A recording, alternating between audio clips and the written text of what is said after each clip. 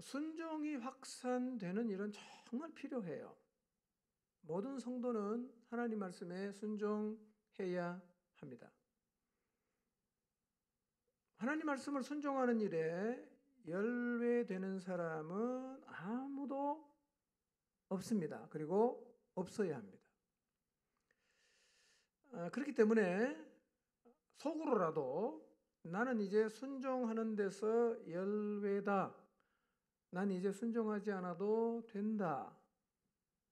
라고 말해도 안 되고 그런 생각은 해서도 안 됩니다.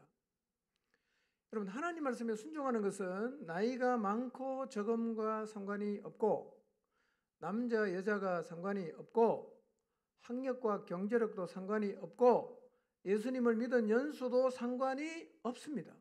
모든 그리스도인은 하나님 말씀을 들을 때 내가 저 말씀에 순종해야겠다라는 마음을 가져야 됩니다. 아멘입니까? 저 말은 나랑 상관없어. 그리고 어떤 사람은 아예 이제 하나님 말씀이 자기하고는 별로 상관이 없다고 생각해서 순종을 안 해도 된다고 생각을 하는데요. 그 생각을 버려야 됩니다. 그래야 참된 그리스도인으로 살아갈 수가 있어요. 예외 없이 모든 신자가 다 하나님 말씀에 순종해야 된다. 그 얘기가 혹시 마음에 부담이 되시는 분이 계실지 모르겠습니다. 그러나 그게 그리스도인의 삶입니다. 부담이 돼도 모든 그리스도인은 순종의 자리에 서려 해야 합니다. 우리 인생 잠깐 살다가 다 주님 앞에 가지 않겠어요? 그분 앞에 가면 그분이 너 뭐 하다 왔냐 물을 거 아니겠습니까? 뭐라고 대답하실래요? 거창하건 거창하지 않건 저는 하나님 말씀에 순종하려고 열심히 노력하다가 제가 왔습니다. 이렇게 대답을 해야지, 하나님 말씀 하나도 순종 안 하고 살다가 가면 주님 뭐 하다 왔냐고 물으면 여러분이 어떻게 대답하시겠어요? 부끄럽지 않겠습니까? 그날 그분 앞에 섰을 때 부끄럽지 않도록 이제 우리 모두는 그분의 말씀에 순종하는 삶을 살아야 합니다. 가끔씩요, 순종하지 않던 분들이 순종의 자리에 서는 모습을 제가 직접 보거나 또 그런 얘기를 들으면 저는 굉장히 힘이 나요. 이런 얘기입니다. 그분이 기도실에 기도하러 오셨어요. 그분 평생 기도하러 안 오던 분인데 기도하러 왔다. 그분이 집에서 지금 성경을 매일 읽는답니다. 그분이 술을 끊었답니다. 그분이 담배를 끊었답니다. 좀 그런 얘기 들으면요, 너무 기뻐요. 예. 사실은 이게 저의 가장 큰 기쁨이에요. 그분이 드디어 기도하기를 시작했다. 그분이 드디어 성경 읽기를 시작했다. 그분이 드디어 저녁 예배에 나오기 시작했다. 뭐 이런 얘기를 들으면요, 굉장히 기뻐요. 그런데 순종의 자리에 서려고 하면 우선 반드시 전제가 되어야 되는 게 있어요. 그게 뭐냐? 하나님 말씀을 들을 때 그 말씀을 나하고 상관이 있다고 생각하고 들어야 돼요. 저 말씀이 나하고 상관이 있다. 그렇게 들어야 돼요. 근데 말씀을 들을 때 자기하고 아무 상관이 없다고 생각하고 듣는 사람이 있어요. 그 사람이 순종의 자리에 나갈 확률은 거의 없다고 봐야 됩니다. 곤란하죠? 자, 한번 따라 합시다. 말씀이 나하고 상관이 있습니다. 시작. 이번에는 자기한테 말하면서 한번 더 해보겠습니다. 이제는 자기에게 그렇게 말하면서 한번 더 해봅시다. 시작. 자, 오늘 말씀이 여러분하고 상관이 있는 말씀입니까? 있어야 됩니다. 근데 하나님 말씀을 나하고 상관이 없다고 생각을 하면 마음이 딱 닫힙니다. 귀도 딱 닫힙니다. 그렇게 되면 눈도 감길 확률이 매우 높아집니다. 하나님 말씀은 언제나 그렇습니다. 나하고 상관이 있고 내게 주시는 말씀이다라고 생각을 하고 들어야 되고 받아야 됩니다. 여러분, 나하고 상관이 있는 말이니까 어떻게 들어야 됩니까? 귀를 쫑긋 세우고 마음을 활짝 열고 들어야 되지 않겠어요? 여기 주식하시는 분 혹시 계실지 모르겠는데요. 내가 지금 주식을 하고 있어요. 좀 잘해보고 싶어요. 근데 주식에 소위 말하는 전문가가 와서 강의를 합니다. 나랑 상관이 있어요, 없어요? 저는 꼭 들어야 돼. 어떻게 들어요? 귀를 쫑긋 세우고 눈을 초롱초롱하고 어떻게 하면 주식을 잘하나 귀 기울여 듣지 않겠습니까? 하나님 말씀을 그런 자세로 들어야 됩니다. 여러분 근데요, 그렇게 하면 신앙생활을 제대로 할 수 있어요. 말씀을 내 말씀으로 받기 시작하면 신앙생활이 달라지기 시작합니다. 근데 말씀이 나랑 상관이 없다고 생각하고 앉아있는 순간부터 우리의 신앙은 침체되는 겁니다. 근데 말씀은요, 귀로 듣잖아요. 그렇죠? 사실은 말씀은 귀로 듣는 게 아니라 눈으로 들어요. 눈으로. 그러니까 말씀을 들을 때는요, 말씀을 전해주는 사람의 눈을 쳐다봐야 돼요. 땅을 쳐다보고 있는 사람은 들어도 제대로 못 들어요. 눈을 쳐다봐야 됩니다. 오늘 제 눈을 다 쳐다보시기 바랍니다. 잘 보이십니까? 제가 잘 안 보이면 화면에 있는 눈을 쳐다봐도 괜찮습니다. 아무튼 말씀은 눈으로 쳐다봐야 제대로 들립니다. 자꾸 땅 쳐다보면 잠옵니다. 이 상태를 계속 유지해 주시기 바랍니다. 여러분, 단지 예배 참석해서 자리를 채웠던 것으로 만족하지 마시고 하나님 말씀이 나를 살리고 회복시켜 주기를 갈망하는 마음으로 말씀을 들으시기 바랍니다. 진짜 이런 태도로 말씀을 듣는 분이 있거든요. 딱 보면 표시가 나요. 진짜 갈망하는 마음으로 들으면 방금 내가 순종하겠다 이런 마음의 자세를 가지고 듣는 분이 계시는데요. 사실은 그런 분 이렇게 보면 굉장히 제가 힘이 나죠. 그리고 사실은 이것이 신앙의 기본 자세예요. 그러니까 이게 되는 사람은 거의 순종의 자리에 섭니다. 그래서 말씀을 집중해서 눈으로 듣는 사람은 신앙이 되게 잘합니다. 그렇게 될 수밖에 없어요. 그리고 그렇게 하나님 말씀을 들으면 예배의 자리를 떠날 때 공허한 마음이 아니라 진짜 새로운 힘을 얻고 예배의 자리를 떠나게 됩니다. 그러므로 여러분 하나님 말씀은 갈망하는 마음으로 들으셔야 합니다. 그래서 말씀을 들으면 이게 마음에 차곡차곡 담겨야 돼요. 그러면 순종의 자리에 설 수가 있어요. 갈망하는 마음으로 하나님 말씀을 들어서 이 말씀에 순종하는 일이 우리 모두에게로 확산되기를 주님의 이름으로 축원합니다. 설교 마쳤습니다. 오늘 설교 제목 한번 읽어보겠습니다. 시작. 네. 이 설교 제목으로 자신에게 한번 질문해 보십시오. 나는 둔해지지 않았는가? 나는 영적으로 무뎌지지 않았는가? 스스로에게 한번 정직하게 질문해 보십시오. 살다 보면 우리의 영혼의 상태가 둔해질 수 있습니다. 무뎌질 수도 있습니다. 그리고 이런 일은 반복될 수도 있습니다. 반복이 안 되는 게 제일 좋지만 반복될 수가 있어요. 그래서 예수님께서도 마음이 둔해지지 않도록 조심하라고 하셨어요. 누가복음 21장 34절을 보겠습니다. 읽어볼까요? 시작. 너희는 스스로 조심하라. 그렇지 않으면 방탕함과 술 취함과 생활의 염려로 마음이 둔하여지고 뜻밖의 그날이 덫과 같이 너희에게 임하리라. 여기서 둔해진다는 말은 바레오라는 헬라 말인데요. 짐을 지운다, 내리 누른다 이런 의미를 갖고 있습니다. 이런 얘기입니다. 방탕함이, 술 취함이, 생활의 염려가 우리 마음을 눌러요. 그래서 둔해질 수가 있다는 거예요. 그런데 여러분 보세요. 방탕하는 거, 술 취하는 거, 생활 때문에 염려하는 거 날마다 겪는 일 아닙니까? 날마다. 예. 자, 그런데 그런 분 안 계시겠지만 혹시 방탕 한 자리에서 보신 적이 있었던 때, 지금은 아니지만 방탕 한 자리에 섰었던 때를 한번 기억해 보세요. 그때 여러분이 하면 어땠던가? 예. 요즘 젊은 사람은 춤추러 가는 데가 뭐 고고장 말고 뭐라 그래요? 뭐 그런데 그런 데 가서 막 춤추고 뭐 그냥 술 한 잔 이렇게 친구랑 만나서 막 뭐 그냥 이렇게 먹고 취했을 때 여러분의 마음의 상태가 어땠던가 한번 생각해 보세요.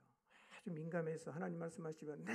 뭐 이렇게 반응을 할 수 있는 상태였던가요? 아니면 그냥 뭐 하나님 말씀에서 전혀 관심도 없고 들리지도 않는 상태였던 것 같아요. 자주 소주방에 가서 마시고 가서 맥주 마시고 그냥 친구랑 그냥 늦게까지 술 마시고 이러면 여러분의 영혼이 어떻게 될까요? 예수님께서 둔해진다 그랬어요. 둔해진다.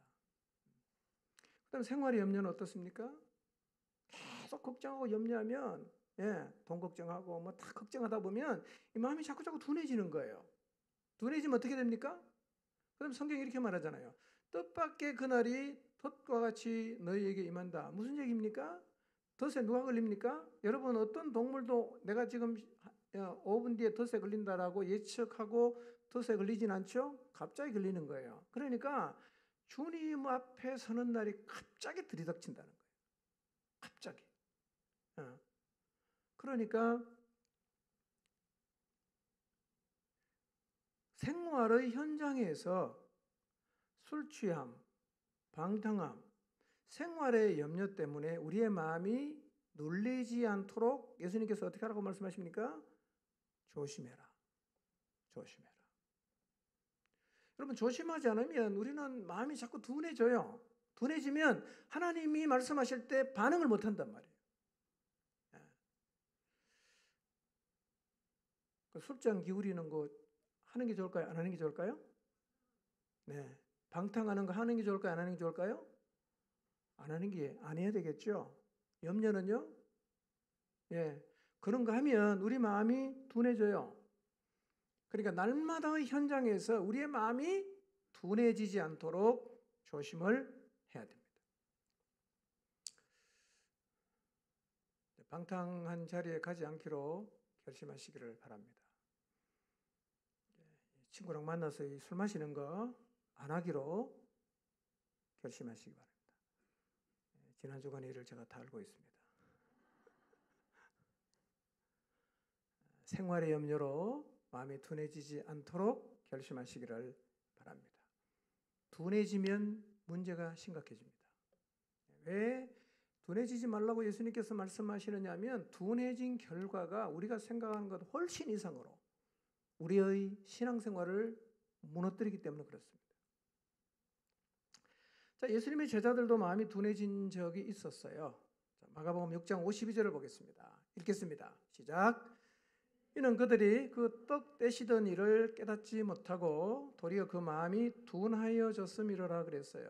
자, 이 말씀은 예수님께서 오병이어의 기적을 행하셨어요. 놀라운 기적이죠. 그리고 제자들을 재촉해서 너 배 타고 빨리 건너편으로 가라. 그리고 예수님이 무리를 보낸 다음에 혼자 기도하러 갔어요. 그런데 밤 사경쯤 되었을 때 이 제자들이 배를 타고 가다가 갈릴리 바다에 갑자기 풍랑이 몰아닥쳤어요. 그래갖고 힘겹게 노를 젓고 있는 것을 주님이 보시고 물 위를 걸어오십니다. 제자들이 깜짝 놀랐습니다. 유령인 줄 알았어요. 근데 예수님이 배에 딱 올라타니까 파도가 다 그쳤어요. 바람도 그냥 안 불어요. 오병이어의 기적을 낮에 경험했잖아요. 그렇다면 예수님이 어떤 분인지 좀 알아차려야 되잖아. 그런데 주님이 배에 타서 파도가 잔잔해지는 것을 보면서 제자들이 많이 놀랐다. 몹시 놀랐다 그랬어요. 근데 그거를 성경이 뭐라고 말씀하시느냐 하면 그들이 그 떡 떼시던 일을 깨닫지 못하고 도리어 마음이 둔해졌기 때문에 그랬다. 이렇게 성경이 말하고 있어요. 마음이 둔해진 상태를 이렇게 설명합니다. 예수님이 어떤 분인지를 제대로 알아보지 못하는 상태가 마음이 둔해진 상태예요. 하나님이신 예수 그리스도 그분이 어떤 분인지를 제대로 알아차리지 못하는 마음의 상태가 둔해진 것이란 말입니다. 자, 이런 관점으로 본다면 우리 마음도 둔해질 때가 자주 있지 않습니까? 우리가 하나님을 제대로 알아보지 못해서 하나님이 지금 살아계시고 나를 사랑하고 계시는데 우리는 염려하고 있습니다. 너무 두려워하고 있어요. 때로는 낙심도 하고 있어요. 내 안에 계신 성령님이 내 삶을 인도하시는데도 나는 그분을 신뢰하지 못하고 믿지 못해서 그분에게 맡기지 못하고 있어요. 부활하신 주님께서 내 안에 함께 살아계시는데 나는 그분을 인식하지 못하고 욕망을 가지고 세상을 추구하고 세상을 사랑하고 있다면 내가 지금 뭘 못하고 있는 거예요? 내 안에 계신 그 하나님을 인식을 못하고 있는 겁니다. 그분이 어떤 분인지를 제대로 모르고 있다는 얘기입니다. 여러분, 사실 하나님이 살아계신다면 우리가 걱정을 해야 돼요, 안 해야 돼요? 안 해야 되잖아. 근데 우리가 걱정한다는 얘기가 뭡니까? 이미 마음이 둔해졌다는 얘기예요. 그분을 제대로 못 알아보고 있다는 거죠. 그럼 성경에 보면 그분이 우리 인생을 책임지겠다, 걱정하지 마라, 이런 얘기 얼마나 많아요. 그러면 하나님을 제대로 인식하면 진짜 우리가 그렇게 안 하고 살아야 돼요. 그게 영적으로 민감한 거예요. 근데 반대로 걱정하고 염려하고 낙심하고 세상에 나가서 방탕하고 그렇게 살면 나는 지금 내 안에 살아계시는 하나님을 거의 인식을 안 하고 있는 거잖아. 그게 뭐예요? 그게 마음이 둔해졌다는 말이에요. 그게. 자, 그런 관점으로 보면 지금 여러분의 마음은 어떤 것 같아요? 둔해진 것 같습니까? 민감한 것 같습니까? 하나님이 계시지. 주님이 계시지. 그리고 정신을 차리고 다시 제자리로 돌아오나요? 아니면 그 생각조차도 못하고 있나요?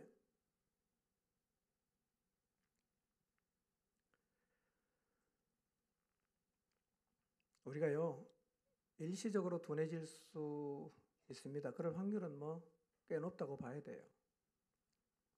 근데 대개는 둔해졌다가 다시 민감한 상태를 회복해요. 왔다 갔다 하긴 하지만 둔해졌다가 이러면 안 되지, 다시 돌아와요. 또 둔해졌다가 이러면 안 되지, 또 돌아와요. 대개 다 그렇거든요. 우리 대개 다 왔다 갔다 합니다. 왔다 갔다 해요. 근데 둔해진 상태가 쭉 지속이 되는 경우가 있어요. 이게 진짜 위험한 거예요. 왔다 갔다는 하는데 이게 왔다 갔다 하는 게 아니라 한쪽으로 일방향으로 계속 둔해진 상태를 이어가는 것, 이거를 우리가 진짜 조심해야 돼요. 그리고 이런 상태가 지속되지 않도록 늘 우리 자신을 살펴야 됩니다. 그럼 마음이 둔해지면 혹은 둔해진 상태가 지속이 되면 크게 이제 두 가지 현상이 생깁니다. 얼마나 심각한지 한번 들어보세요. 첫 번째, 둔해진 사람의 공통적인 특징, 자기가 둔해진 것을 몰라요. 그리고 인정 안 합니다. 그러니까 엄청나게 변질이 돼도 몰라요. 여러분 주변에서 둔감해져서 영적으로 변질된 사람하고 얘기해 보세요. 다 자기 문제 없다 그럽니다. 그 문제를 인정하는 사람은 그래도 민감한 사람이에요. 예. 엄청나게 변질이 돼도 자기를 못 봐요. 예. 두 번째는 뭐냐? 이 둔해진 상태가 지속이 되다 보면 지금 내가 겪고 있는 이 상황에 대한 인식이 하나님의 인식하고 너무 괴리가 커집니다.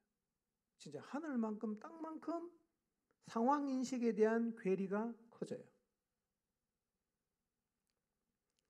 그러니까 완전히 변질이 되어서 다 망가졌어요. 그런데도 문제가 없다는 인식을 계속해요. 그러니까 이 마음이 둔해진 상태가 지속이 되는 것은 정말 위험한 것입니다. 위험해요. 여러분 일시적으로 저나 또 여러분 모두 경험할 수 있겠죠. 근데 빨리 우리는 민감성을 회복해야 돼요. 빨리. 예. 자, 둔해지면 진짜 제가 말씀드린 이 두 가지 현상이 나타나는지 한번 확인해 보겠습니다. 몇 가지 사례들을 살펴보도록 하겠습니다. 첫 번째, 마가복음 11장 15절에서 17절입니다. 마가복음 11장 15절에서 17절 읽지는 않겠습니다. 우리가 읽었으니까요. 우리가 잘 알고 있는 예루살렘 성전에서 일어나고 있는 일입니다. 지금 예루살렘 성전은 매우 평화롭습니다. 대제사장이나 성전 지도자들이 그냥 잘 지내고 있고요. 백성들도 성전에 와서 희생 제사를 잘 드리고 있습니다. 그리고 성전 이방인의 뜰에는요, 외국에서 오는 사람들이 편리하게 환전해서 성전세를 낼 수 있도록, 성전세는 유대인들이 쓰는 세겔로 내야 되기 때문에 외국 돈을 가져오면 환전을 해야 돼요. 외국 돈으로는 못 드려요. 그러니까 환전소가 필요하죠. 환전소가 있어서 환전해서 성전세를 낼 수 있도록 준비를 다 해놨고요. 그 다음에 제물로 바칠 비둘기나 양이나 이걸 이제 이방인의 뜰에서 이제 판매를 하므로, 안 그러면 다 끌고 가야 되잖아. 이제 끌고 오지 않아도 되는 배려가 하나 있고요. 또 하나는 끌고 와도 이게 하나님에게 드리는 제물로 적합한지 아닌지를 판정을 해야 돼. 근데 불합격 판정 받으면 이걸 못 드리는 거예요. 그러니까 아예 합격 판정 다 받은 걸 가지고 이방인의 뜰에서 파니까 가지고 올 수고도 들어주고, 그 다음에 불합격 판정 받아서 또 문제가 생기는 것도 해결을 해주니까, 그러니까 사실은 어떤 의미에서는 굉장히 많이 배려를 하고 있는 거죠. 언뜻 보면 성전에는 사랑과 배려가 넘치고 있어 보입니다. 많은 사람이 성전에 와서 양을 사서 양을 잡고 소도 잡고 비둘기도 잡아서 하나님 앞에 제사를 드리고 있습니다. 이방인의 뜰이 굉장히 넓은데요, 여기서 이루어지는 거래량은 헤롯 성전의 웅장함만큼이나 굉장히 많은 희생제물이 하나님께 드려졌어요. 어떨 때는요, 수천 명의 제사장이 그걸 감당할 수 없을 정도로 많은 희생제사를 드렸습니다. 유대 역사가 요세푸스에 의하면 성전이 완성되었던 AD 66년에는요 6월절에 드린 제물의 양의 숫자가 25만 5,600마리입니다. 25만 5,600마리를 다 잡아갖고 희생제물을 드리려고 하니까 이게 얼마나 힘들겠어요. 1000명이 해도 한 사람이 25마리를 잡아야 되잖아. 보통 일이 아니죠. 그러니까 얼마나 많은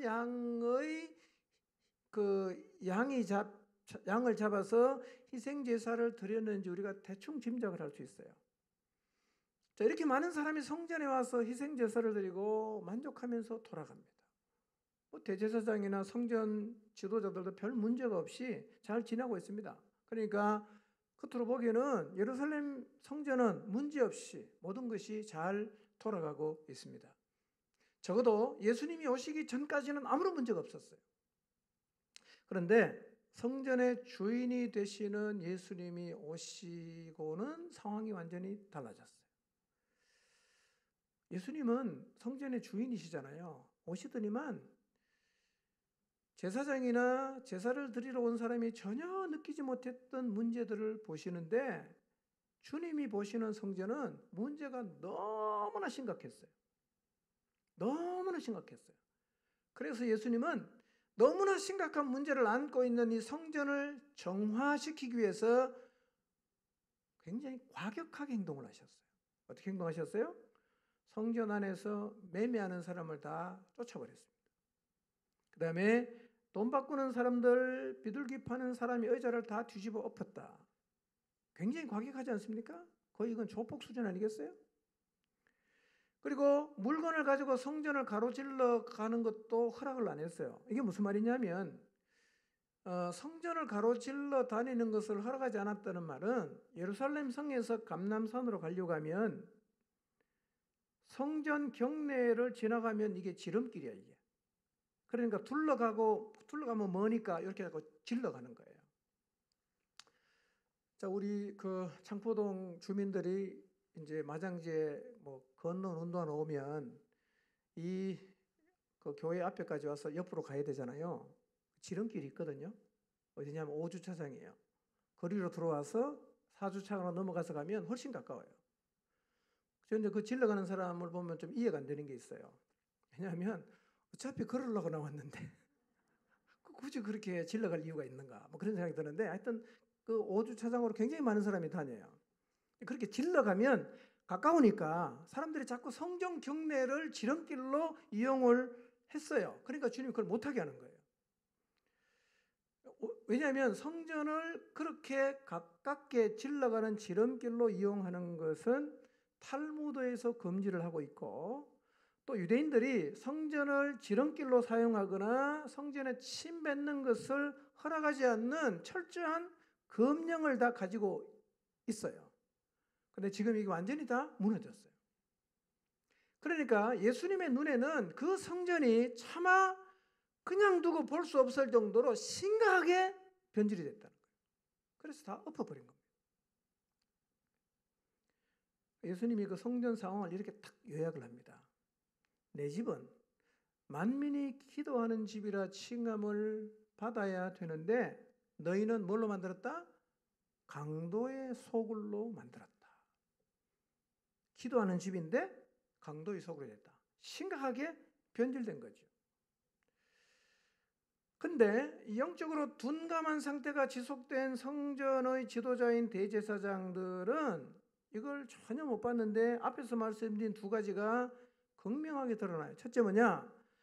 심각하게 변질됐는데 이 사람들은 자기 모습을 전혀 못 봐요. 주님이 와서 엎어버릴 정도로 문제가 있었지만 그들이 안고 있는 문제를 전혀 못 보고 있어요. 자, 18절을 한번 볼까요? 마가복음 11장 읽어보겠습니다. 시작. 서기관들이 듣고 예수를 어떻게 죽일까 하고 꾀하니 이는 무리가 다 그의 교훈을 놀랍게 여김으로 그를 두려워함일러라. 만약에 이 제사장들이 자기들에게 문제가 있다는 걸 조금이라도 인식을 했더라면 주님이 이렇게 하면 뭘 할 가능성이 있어요? 회개할 가능성이 있잖아. 이거 우리가 잘못했구나. 드디어 올 게 왔구나. 이렇게 하고 회개를 하지 않겠어요? 근데 이 사람들의 반응은 뭡니까? 아니 아무런 문제 없는 성전에 저 인간이 왜 와서 난동을 부리냐? 그래갖고 예수님을 죽이려고 하는 거예요. 전혀 문제의식이 없다는 거죠. 자기들은 괜찮은데 괜히 저 사람이 와서 문제를 일으킨다라는 인식이 그 당시 대제사장이나 성전 지도자들이 갖고 있었던 인식이었어요. 문제없다. 그 다음에 두 번째는 인식의 차이가 엄청 컸는데요. 대제사장의 인식은 뭐냐? 우리는 지금 잘하고 있다. 모든 것이 잘 되고 있다. 이게 대제사장의 인식이에요. 예수님의 인식은 뭐죠? 성전이 강도의 소굴이 되었다. 이 인식이에요. 문제없다. 강도의 소굴이다. 이 인식이요. 비슷한 게 아니라 너무 차이 나는 거예요. 이게 둔감해지면 누구라도 이 자리까지 갑니다. 누구라도. 유대인만 가는 게 아니에요. 대제사장만 가는 게 아닙니다. 우리도 똑같이 갑니다. 근데요, 여러분 예루살렘 성전이 처음부터 강도의 소굴이 아니었어요. 그런데 대제사장이나 성전 지도자들의 마음이 둔해진 상태가 지속이 되면서 변했을 것이고 둔해지면서 점점 더 큰 변질이 와서 결국은 강도의 소굴이 되는 자리까지 갔을 것입니다. 그런데 대제사장이나 종교 지도자들은 그들이 변질되었다는 사실을 전혀 감지를 못하고 있어요. 자, 보세요. 외국에서 오는 사람을 위한 환전소, 그 다음에 순례자들이 짐승을 데리고 와서 그게 제사에 적합한가를 까다롭게 검사를 받기보다는 이미 다 검사해 놓은 짐승을 사게 만들어서 희생제사를 잘 돕겠다는 것, 이 취지는 나쁘지 않습니다. 나쁘지 않아요. 근데 이 시장이요, 원래부터 성전 안에 있는 이방인의 뜰에 있었던 게 아니었어요. 원래 이 시장이 어디 있었냐? 종교상의 이유로 성전의 일부로 간주가 되었던 감람산에 순례자들을 위해서 성전의 희생제물로 바치는 제물을 매매할 시장이 4개가 있었답니다. 감람산에. 이렇게 하면 돈이 수입이 많이 생기겠죠? 그러면 이거는 사내들인 공회가 이 수입을 관할을 했어요. 그런데 가만히 보니까 가야바가 야 저거 우리 성전 이방인들도 넓은데 저걸 성전으로 옮기면 이 대박 나겠다. 이래갖고 이 탐욕을 가진 가야바가 대제사장의 그 직위를 이용해서 그 시장을 성전 뜰 안으로 다 옮겨버렸어요. 여러분, 성전 밖에 있다가 성전 뜰 안에 시장을 개설해 놨으니까 이제 거기서 장사를 하면 누구의 승인을 받아야 됩니까? 대제사장의 승인을 받아야 되겠죠. 그냥 해주겠어요? 판돈의 몇 프로를 내든지 아니면 세를 내든지 돈을 다 내야 돼요. 그러니까 이 성전 안에 엄청난 수입이 생겨났어요. 여러분 25만 5,600마리 팔았는데 한 마리에 10,000원씩만 남기면 돈이 얼마입니까? 해마다. 엄청나죠? 이렇게 탐욕이 생기면서 하나님의 선하신 뜻대로 만민이 기도하는 집이 되어야 할 성전이 재물을 탐하는 자들의 이기적인 욕망을 채워주는 장사판이 되어버렸어요. 완전 강도의 소굴이 되어버렸단 말이에요. 그러니까 예수님께서 환전상의 상을 뒤집어 엎고 그 다음에 장사꾼 쫓아내고 누구 보고 한 겁니까? 장사꾼에게 한 게 아니라 그들에게 영업권을 주고 돈을 받아서 탐욕을 채우는 대제사장과 성전 지도자들을 향해서 주님께서 경고하시는 겁니다. 전혀 못 알아들어요. 저는 이 말씀 묵상하면서요, 참 많은 생각을 했어요. 야, 이 사람이 둔해진 상태가 지속이 되면 이 정도까지 갈 수 있구나. 이게 너무 두려움으로 다가왔어요. 나도 그 자리에 설 수 있잖아요. 눈치 못 채면. 그리고 문제없다고 큰소리 칠 수 있는 거 충분하거든요. 둔한 상태가 되면, 그 상태가 지속이 되면 야 여기까지도 가겠다. 저는 여기까지 간 사람은 이렇게 표현하고 있습니다. 괴물입니다. 괴물. 예, 하나님 말씀은 아무리 말해도 나는 문제없다. 난 잘하고 있다. 이렇게 말하거든요. 그래서 야 내가 내 자신을 더 철저하게 돌아봐야겠구나. 참 경각심이 생겼어요. 사람의 시각이 아니라 하나님의 시각으로 정직하게 나를 돌아봐야겠다는 다짐을 수도 없이 하게 됐어요. 여러분, 둔해진 상태가 지속되는 것 경계하셔야 합니다. 이거요, 우리 인생을 완전히 파멸을 끌고 갑니다. 출발이 뭐냐? 둔해지는 거예요. 둔해지는 거. 두 번째 사례, 바리새인입니다. 누가복음 8장 10절에서 12절 읽진 않겠습니다. 그 뒤에 계속 읽어보면 세리의 기도도 나오거든요. 바리새인이 이렇게 기도하고 그 다음에 세리가 또 기도를 하는 내용이 나오는데요. 예수님은 두 명의 기도를 다 들은 다음에 뭐라고 말씀하시느냐면 저 세리가 의롭다 하심을 받고 내려갔다 이렇게 말씀하세요. 근데 바리새인들의 기도를 지금 이렇게 들어보면 바리새인들이 갖고 있는 자의식을 볼 수 있어요. 자기들 스스로가 자기를 어떻게 생각하고 있는가를 볼 수 있는데 이게 무슨 기도인지 자랑인지 잘 모르겠어요. 이 내용 자체가요. 자, 그들의 기도를 들어보세요. 이렇게 기도합니다. 나는 다른 사람들 곧 토색, 불의, 간음을 하는 자들과 같지 않고 저 세리와도 같지 않은 것을 감사합니다. 나는 일에 2번씩 금식하고 소득의 11조를 드립니다. 이렇게 기도를 했어요. 이게 뭐냐? 바리새인의 자의식입니다. 나는 훌륭하다. 나는 하나님 말씀 잘 지킨다. 나는 훌륭한 사람이다. 라는 자의식을 갖고 있죠. 자, 마태복음 9장 14절 한번 볼까요? 읽어보겠습니다. 시작. 그때 요한의 제자들이 예수께 나와 이르되 우리와 바리새인들은 금식하는데 어찌하여 당신의 제자들은 금식하지 아니하나이까? 자, 바리새인들이 정기적으로 일주일에 2번 금식하는데요. 이 사람들이 말로만 거짓말로 기도한 게 아니라 실제로 일에 2번씩 금식했어요. 그래서 모든 유대인들이 바리새인이 일주일에 2번씩 금식하는 걸 다 알고 있어요. 했으니까 실제로. 여러분 바리새인이 얼마나 철저한 사람인지 아세요? 여러분은 11조 가끔씩 떼먹죠? 가끔씩. 근데 바리새인은요 11조를 진짜 철저하게 했는데 얼마나 철저하게 했냐면 자기 11조는 물론 다 합니다. 채소도 1m 추수를 하면 10cm 잘라서 11조 하는 사람이에요.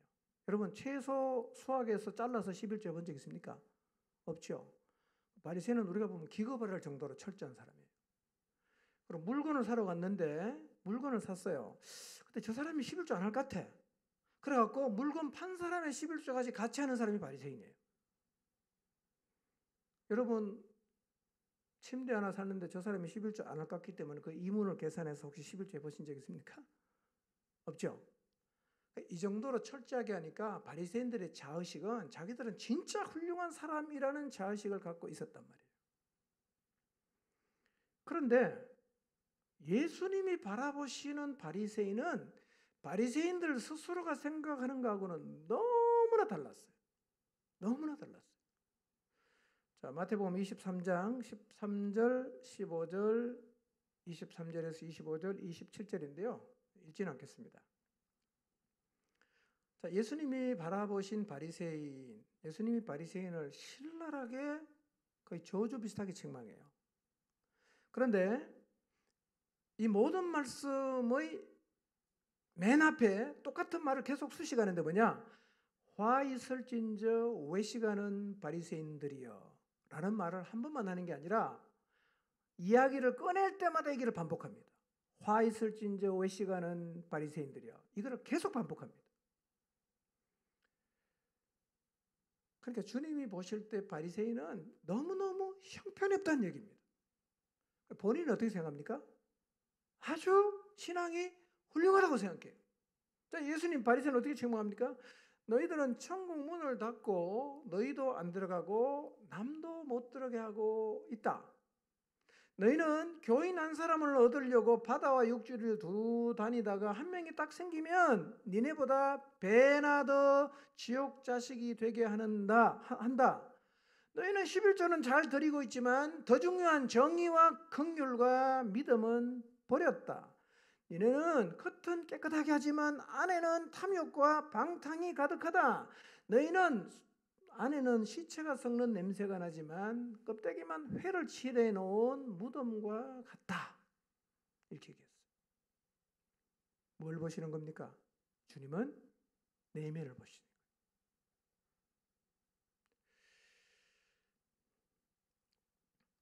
바리새인들은 자기들의 신앙이 최고라고 생각했어요. 예수님은 바리새인들을 최악이라고 얘기합니다. 자기들은 최고, 예수님은 최악. 어떻게 이렇게 괴리가 클 수 있습니까? 어쩌면 이렇게 자기를 못 볼 수가 있을까요? 어쩌면 이렇게 상황 인식이 이만큼이나 차이 날까요? 자기는 최고, 예수님은 최악. 비슷한 게 아니라 진짜 극과 극이에요. 왜 이렇게 됩니까? 둔해진 상태가 지속이 되면 누구라도 이렇게 돼요. 그래 마음이 둔해지는 게 진짜 이게 무서운 겁니다.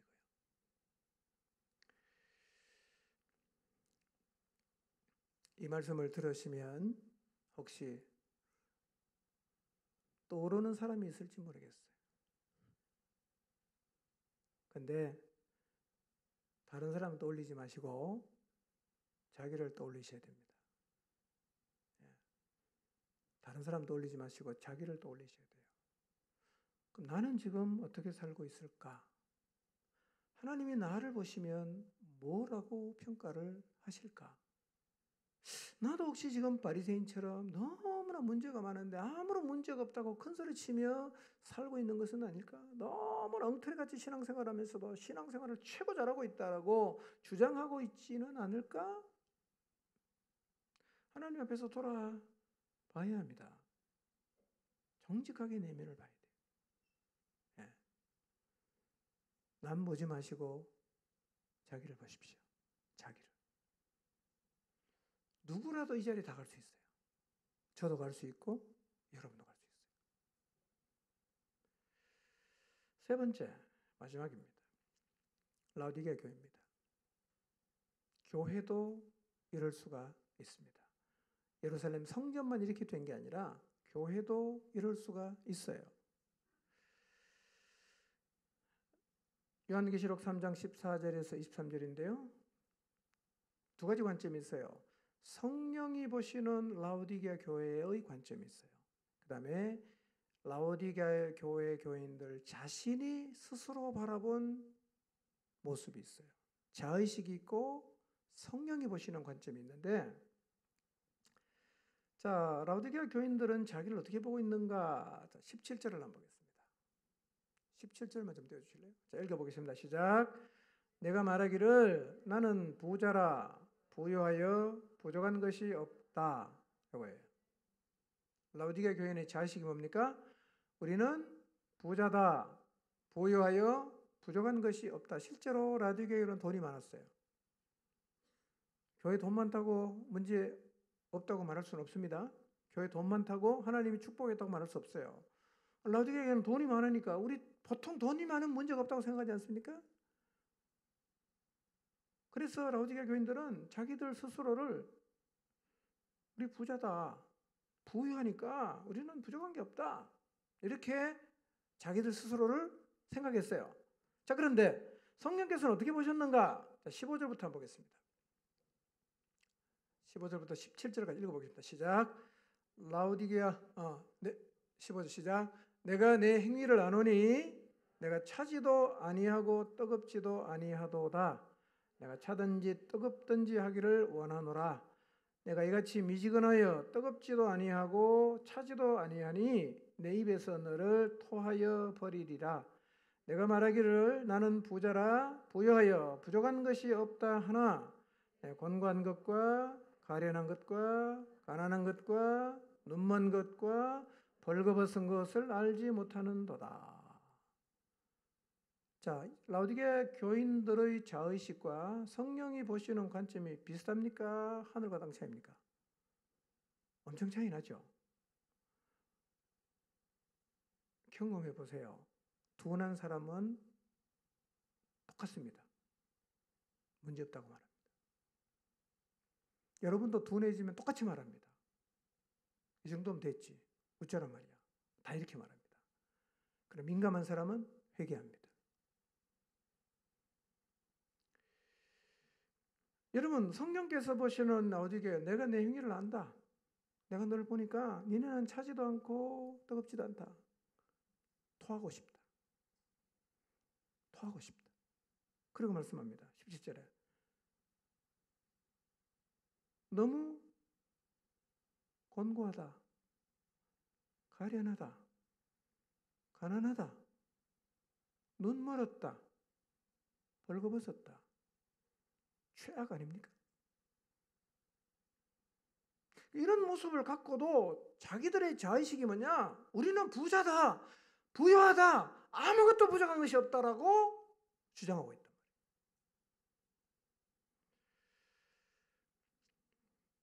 이 엄청난 괴리감. 저도 여러분도 둔해진 상태가 지속이 되면 다 이 자리에 가서 똑같이 말합니다. 바리새인처럼 말하고 라오디게아 교회 교인처럼 말합니다. 그래서 사실은요, 둔해진 사람은 말씀으로 권면해도 논쟁이 됩니다. 왜 내 문제 없는데 자꾸 나보고 문제 있다고 말하냐? 난 잘하고 있다. 난 최선을 다하고 있다. 난 그것까지는 못하겠다. 이 정도면 됐지 뭐. 이렇게 말합니다. 민감한 사람은 절대로 그렇게 반응하지 않습니다.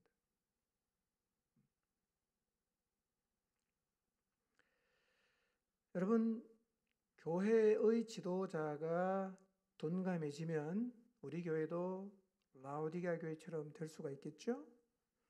저를 포함해서 우리 교회의 모든 지도자들은 정신을 바짝 차려야 됩니다. 깨어 있어야 합니다. 이 자리에까지 가지 않도록 잠깐 우리가 둔감해지는 자리에 설 수는 있지만 다시 민감하게 하나님의 말씀에 반응하는 자리로 끊임없이 돌아가려는 노력을 해야 됩니다. 그렇지 않으면 어느 순간 우리도 이렇게 돼요. 어느 순간 이렇게 됩니다. 여러분 이것은 목장에서도 경험할 수 있어요. 목장 안에서 같이 잘 가다가 둔해진 사람 얘기해 보세요. 이렇게 말합니다. 똑같이 말합니다. 혹시 본인 스스로가 지금 라오디게아 교인처럼 말하거나 바리새인처럼 말하고 계신다면 오늘 이 말씀을 듣고 좀 자기를 보고 깨닫게 되시기를 바랍니다. 이렇게 말한다는 자체가 둔해져 있다는 얘기입니다. 그래서 여러분의 마음속에 둔함이 지속이 되면 어떻게 되는가 하는 거 제가 세 가지 말씀드렸잖아요. 이거를 여러분 세 개의 그림으로 좀 기억하시면 좋겠어요. 그림으로 계속 그려보시면 돼요. 세 개의 그림이잖아. 첫째, 예루살렘 성전을 바라보는 대제사장들의 인식과 예수님의 인식. 이야, 엄청 달랐구나. 두 번째, 바리새인의 자의식과 예수님의 인식. 그 다음에 라오디게아 교회의 자의식과 성령님의 인식. 세 개를 그림으로 그리면서 늘 생각해 보세요. 야, 내가 잘못하면 이래 되겠다. 내가 둔감해지면 진짜 큰일 나겠다. 이 그림을 세 개를 다 그려보세요. 예루살렘 성전. 와, 이렇게 나도 변질될 수 있겠구나. 나도 바리새인처럼 될 수 있겠구나. 우리 교회도 라오디게아 교회처럼 될 수 있겠구나. 경각심을 가져야 돼요. 예, 순식간에 갑니다. 그리고 공의, 심각하게 변질된 사람들은 자기를 못 봤어요. 다 자기를 못 봅니다. 그 둔해진 사람은요, 그 둔해진 상태의 문제를 얘기해 주면 안 받아들입니다. 안 받아들입니다. 변명하고 그 다음에 주장합니다. 당신도 내 자리에 오면 똑같을 거야. 이렇게 말합니다. 여러분 그러니까 이 마음이 둔해지는 상태를 우리는 계속 돌아봐야 되고요. 두려워해야 됩니다. 이 자리에 가면 진짜 큰일 나는 거예요. 예. 날마다 깨어 있어야 됩니다. 날마다 민감한 상태를 유지를 해야 됩니다. 자, 그럼 어떻게 하면 우리가 신앙의 민감성을 회복할 수 있을까요? 여러분 신앙의 민감성을 회복하려고 하면 먼저 둔감한지부터 확인해 봐야 돼요. 그러니까 둔감한지 알아야 뭐 다시 회복을 하지 않겠어요? 그래서 내가 둔한지 민감한지를 알 수 있는 시금석이 되는 질문 몇 가지를 드림으로 오늘 말씀을 마무리하려고 합니다. 여러분이 생각해 보시고 스스로 진단해 보셔야 합니다. 제가 지금 7가지 말씀을 드릴 텐데요. 질문을 드릴 텐데 이 질문이 다 내하고 해당된다. 그럼 100% 둔감한 겁니다. 100%.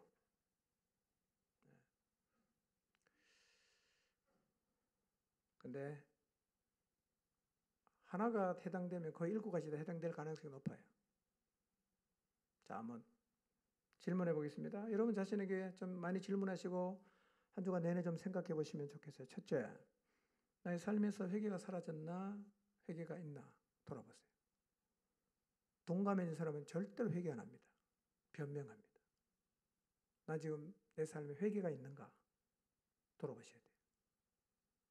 두 번째, 지금 내 삶에서 하나님이 나타나고 있는가? 하나님이 나타나고 있는가? 하나님이 경험되고 있는가? 그런 거 잘 모르겠다. 난 그냥 교회만 다닌다. 세 번째, 정직하게 봐야 됩니다. 내 마음이 강도의 소굴이 되어 탐욕이 이글거리고 있지 않는가? 잘 봐야 돼요. 강도의 소굴이 돼서 마치 예루살렘 성전의 대제사장처럼 탐욕이 이글거리고 있지 않는가? 네 번째, 나는 하나님 말씀을 들으면 즉각적으로 순종하고 있는가? 아니면 아무리 하나님 말씀 들어도 순종할 말씀이 하나도 없는 상태인가? 다섯 번째, 성령님께 반응하고 있는가? 사실은 둔감해지면 성령님이 내게 주시는 메시지를 거의 못 들어요. 반응할 기회도 잘 없을 수 있어요. 6번째, 나는 지금 세상을 사랑하고 추구하고 있는가? 정직하게 대답해야 됩니다. 마지막 7번째, 나는 순종이 없는 삶을 회개하는 게 아니라 계속해서 변명하고 있는가? 계속 변명. 자, 7가지 질문을 자기 자신에게 던져보시고 정직하게 한번 대답해 보세요.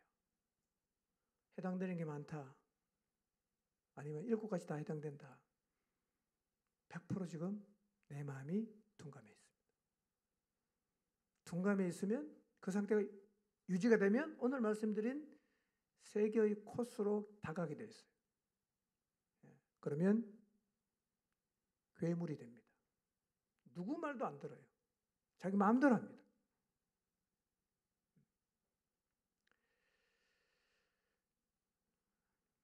한 주간 이 질문을 자기 자신에게 던지면서 하나님 앞에 서 보시기를 바랍니다.